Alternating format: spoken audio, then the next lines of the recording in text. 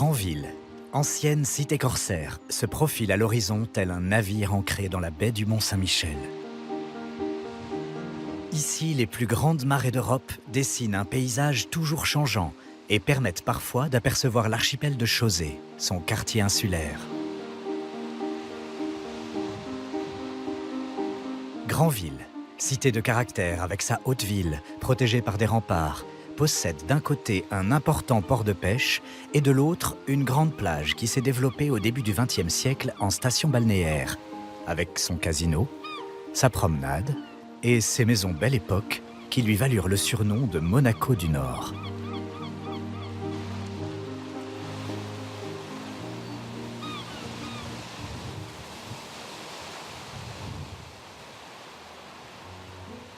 C'est ici que naquit en janvier 1905 Christian Dior, grand couturier français, créateur du New Look, des vestes cintrées sur des jupes amples et raccourcies.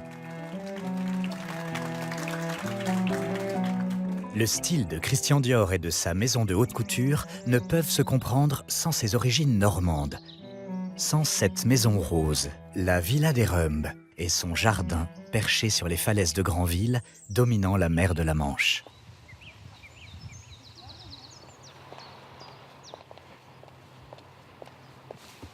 J'imagine très bien Christian Dior là, à ma place, parce que le paysage finalement n'a pas à changer sans avoir changé.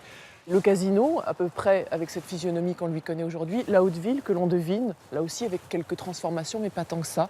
Donc ce paysage-là, c'est celui que Christian Dior avait sous les yeux quand il était enfant. Et je trouve ça toujours très émouvant de se trouver là et de se dire qu'il a vu la même chose. Et on peut imaginer à quel point ce paysage a été inspirant.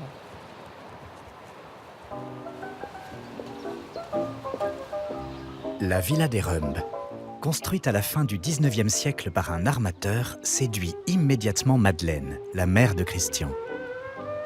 Elle persuade son mari, Maurice Dior, industriel grandvillais, de l'acheter en 1906 afin d'en faire sa villa idéale.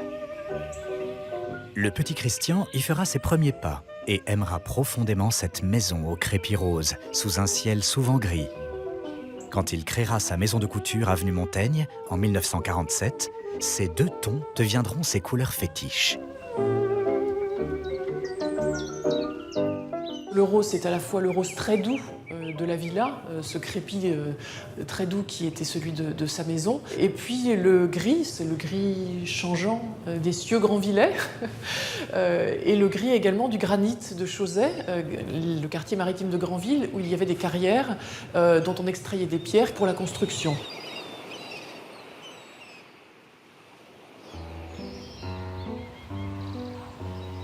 La Villa des Rumbes est aujourd'hui le musée Christian Dior, l'un des rares musées de France entièrement consacré à un couturier. À chaque étage, les robes de la maison Dior, d'hier et d'aujourd'hui, s'offrent au regard du voyageur, tout au long des escaliers que le jeune Christian aimait à gravir pour profiter de l'ambiance qui régnait sous les combles. La pièce qui a sans doute sa préférence, c'est le dernier étage de la maison, le deuxième, sans doute le moins noble, puisque c'est l'étage réservé au personnel de maison. La famille Dior est une famille bourgeoise qui a les moyens d'avoir du personnel de maison et qui donc est logé plutôt au dernier étage, sous les toits. Et cette atmosphère un peu de cocon, où officient les couturières à la journée, ils traînent au milieu des tissus, et voilà, ce dernier étage avait ses faveurs.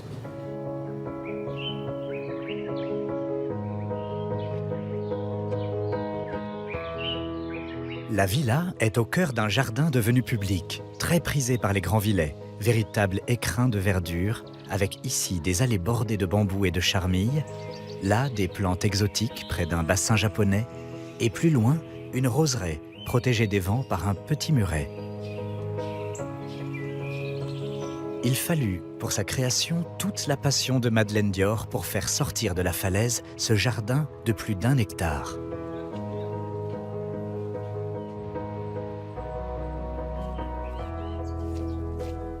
L'enfance est marquée par ce jardin, qui est un jardin extraordinaire, qui est une espèce de folie paysagère, comme on peut parler de folie architecturale. Madeleine Dior, donc la maman, a importé des tonnes et des tonnes de terre pour aménager ce jardin. On est ici dans la roseraie de Madeleine.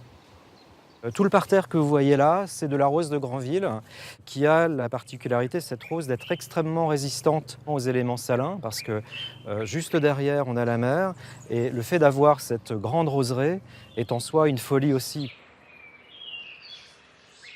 Influencé par sa mère, le jeune Christian créera son propre carré de jardin, avec une pergola, un bassin japonais et des plantes vivaces. Cette passion florale l'accompagnera tout au long de sa vie et de ses créations. La première collection sera baptisée Corolle et en 8, et ce sera véritablement des créations totalement inspirées du monde floral.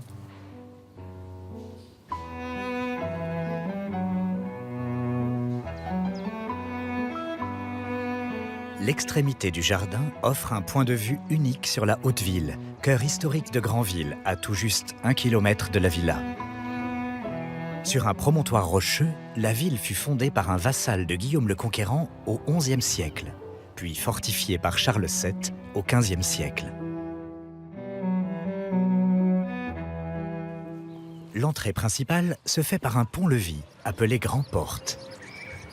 Ici, on flâne le long des remparts, et à l'intérieur, des ruelles étroites aux noms évocateurs.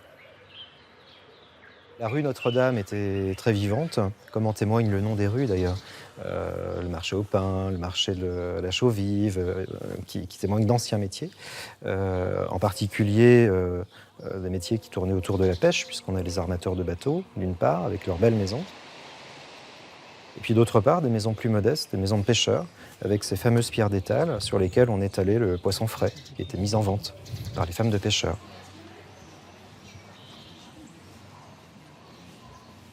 Granville a inspiré Christian Dior pour tout un tas de raisons. On retrouve parfois des modèles qui s'appellent Granville. Et parmi les modèles qui ont inspiré directement Christian Dior, il y a le capot traditionnel des femmes granvillaises, qui était leur costume traditionnel. Et le capot, donc ce grand manteau, bleu marine et blanc. Et ça lui avait inspiré donc, un modèle pour les collections Printemps-été 57. Tout au long de sa carrière, Christian Dior créera d'autres modèles inspirés par ce Granville maritime. Vareuses, robes à col marin et autres cabans. Des vêtements de travail magnifiés par le couturier. En quittant la Haute-Ville par la rue Saint-Jean, le visiteur gagne le cap Lioux, à la pointe extrême de la cité, où trône la caserne du Roc, édifiée à la fin du XVIIe siècle par Vauban, toute en granit de Chausey.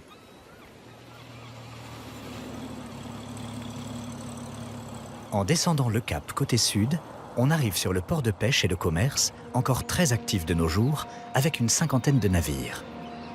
Granville revendique avec fierté son titre de port premier coquillier de France. Nombreux armateurs et industriels ont fait fortune ici grâce à la situation et l'activité prolifique du port. Toute la famille des Dior étaient des industriels des engrais naturels.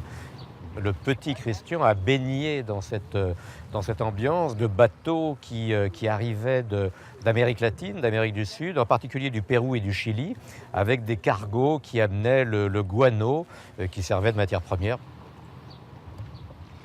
Même si lui dit dans ses mémoires qu'il n'aimait pas l'atmosphère des bureaux, de la famille, tout ce qui concernait l'industrie, il n'empêche que dans ses gènes, il a hérité le côté entrepreneur de la famille.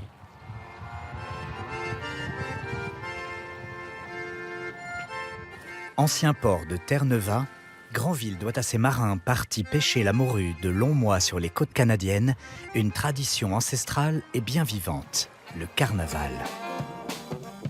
Ces 4 jours de liesse célébraient à l'origine la dernière fête à terre avant le départ des bateaux au large de Terre-Neuve. Il est depuis 1875 un des événements majeurs de la vie granvillaise.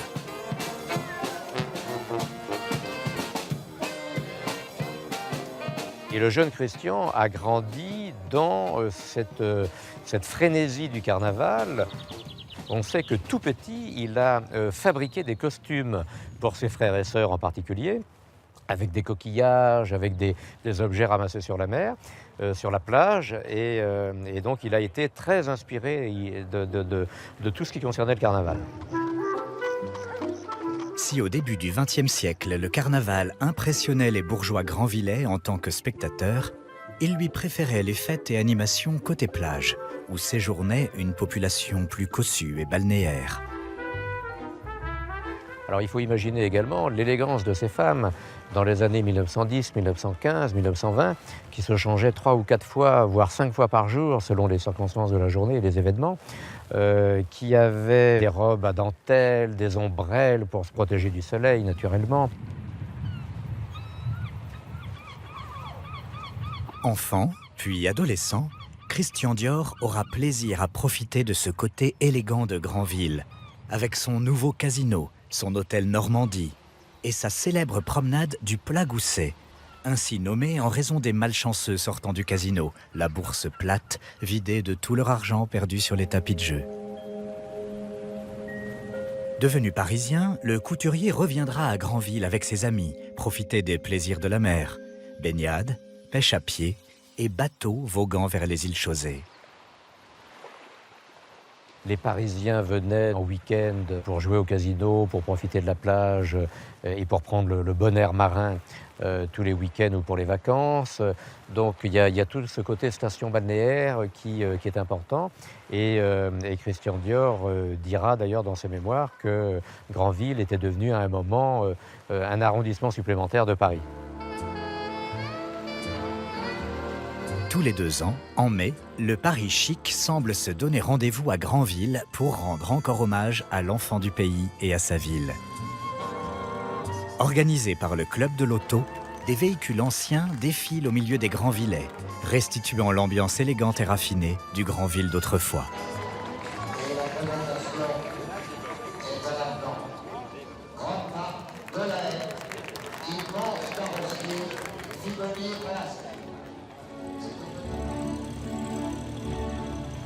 Avec la Villa Les Rumbes, devenue musée, et son jardin de falaises ouvert aux voyageurs, Granville perpétue et partage la mémoire de Christian Dior, sa jeunesse et son œuvre.